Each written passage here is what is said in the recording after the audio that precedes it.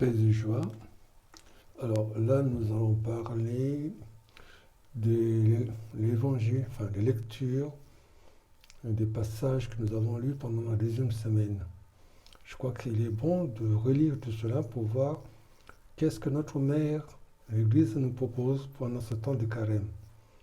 Je vais commencer par les acclamations. Je pense que j'insiste sur les acclamations parce que c'est des messages assez forts que l'Église nous fait comprendre. Alors, si nous partons le deuxième dimanche où nous avons lu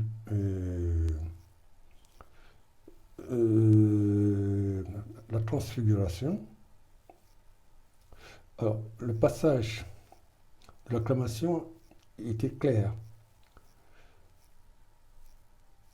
De la nuée lumineuse, la voix du Père retentit. Celui-ci est mon fils bien-aimé, écoutez-le. Alors, les temps de carême, c'est les temps qu'il nous faut écouter. Alors, comme Pierre, comme Jacques et Jean, le Père nous dit, écoutez mon fils bien-aimé, écoutez Jésus. Ayons notre regard tourné vers Jésus. Écoutez-le, parce qu'il est le chemin qui mène vers le Père. Le lundi, dans l'acclamation,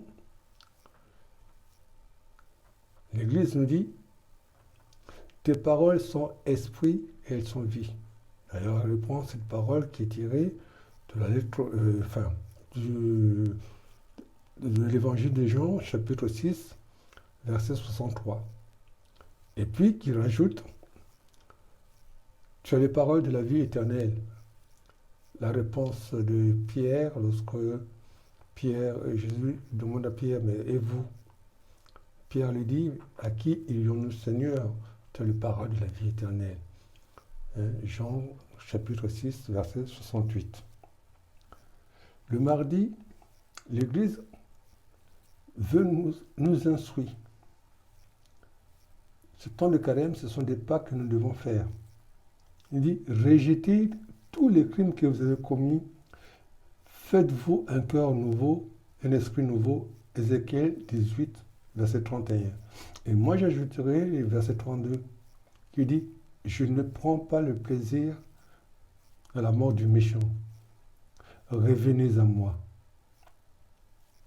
Ça veut dire, convertissez-vous. Rejetez vos iniquités. Le mercredi, dans l'acclamation, il nous a dit, moi je suis la lumière du monde, dit le Seigneur, celui qui me suit aura la lumière de la vie. Ah oui, la lumière, c'est très important. Vous savez, dans la journée, nous voyons parce qu'il y a la lumière du jour. Mais la nuit, par exemple, rentrez dans votre maison, fermez toutes les portes, les fenêtres, n'allumez pas. Ouvrez vos yeux, vous ne verrez rien. En fait, pour voir, il faut qu'il y ait la lumière. Oh, Jésus est la lumière. C'est lui qui doit orienter notre regard, notre vie. Il dit, je suis la lumière. D'ailleurs, il nous dit aussi que vous êtes la lumière du monde. Et on n'allume pas une lampe pour le mettre sous le boisseau. Malheureusement, notre lumière, nous la mettons sous le boisseau. Le jeudi, dans l'acclamation, il nous a dit, heureux ceux qui ont entendu la parole dans un cœur bon et généreux. Qui ont entendu la parole dans un cœur. Ce n'est pas que c'est passé d'une oreille à l'autre et ce n'est pas resté dans le cœur. Parce que le cœur, c'est là où nous communiquons avec Dieu. Est-ce que notre cœur a entendu cette parole? Et ensuite, il dit, qu'ils les retiennent et porteront du fruit par leur persévérance. Il faut persévérer dans la parole, il faut rester, il faut demeurer, que la parole demeure dans vos cœurs. Dans Jean 15, il est dit, si ma parole demeure en vous, si votre cœur est la résidence, la maison, où la parole de Dieu, où le Verbe fait chair, et tout ce que nous demanderons au Père, il nous l'accordera. Et Jésus ne peut pas mentir. Et les vendredis, dans l'acclamation, il nous a dit, Dieu a tellement aimé le monde qu'il a donné son Fils unique, afin que ceux qui croient en lui aient la vie éternelle. Hein? Jean 3, verset 16. Et heureux ceux qui ont entendu, c'est Luc, chapitre 16, versets 19 à 31. Moi, je suis la lumière du monde, dit le Seigneur. Celui qui me suit aura la lumière. C'est Jean 8, verset 12.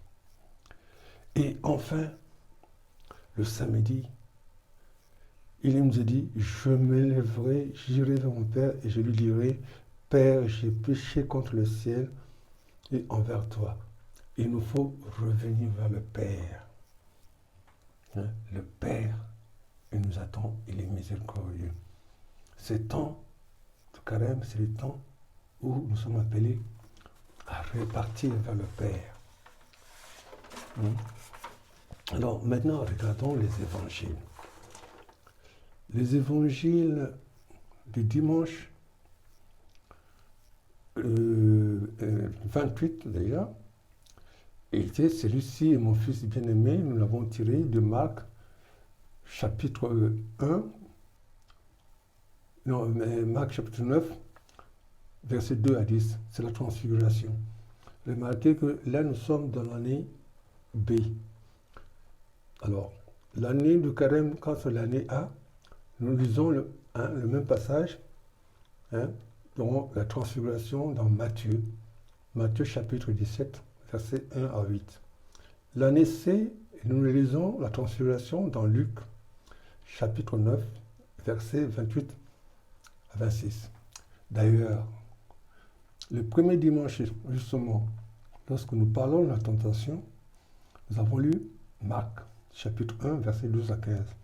L'année A, nous le lirons dans Matthieu chapitre 4, versets 1 à 11. Et l'année C, nous lirons ça dans Luc chapitre 1, versets 1 à 13. Du reste aussi, nous allons avoir la même chose pour les rameaux.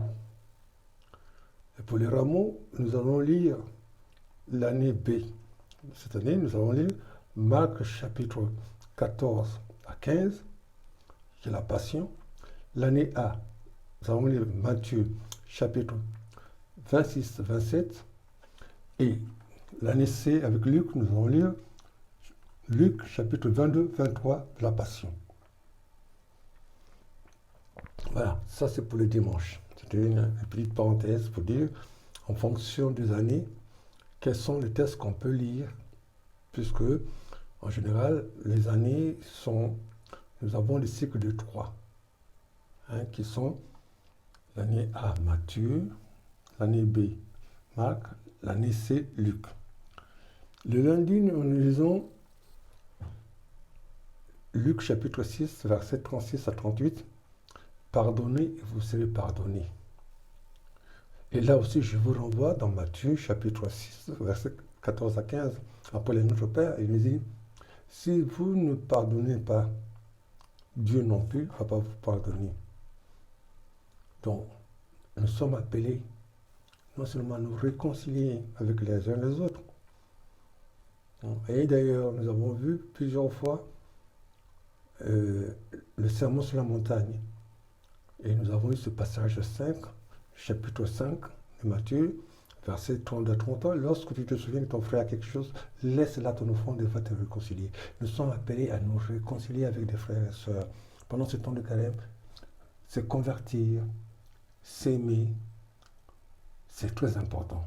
Et poser des actes de charité, de pardon. Et notre mère, l'Église, justement, nous enseigne à travers la parole de Dieu.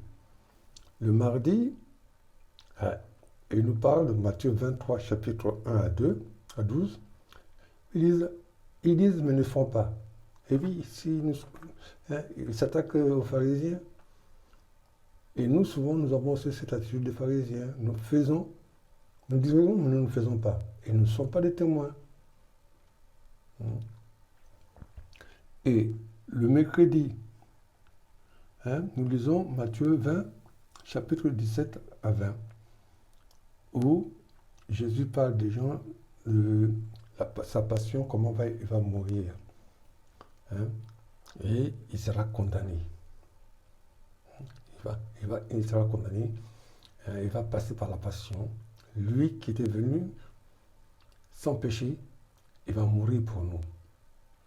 Il va faire cette annonce de la passion. Et le jeudi, nous lisons Lazare. Luc chapitre 16, versets 19 à 31.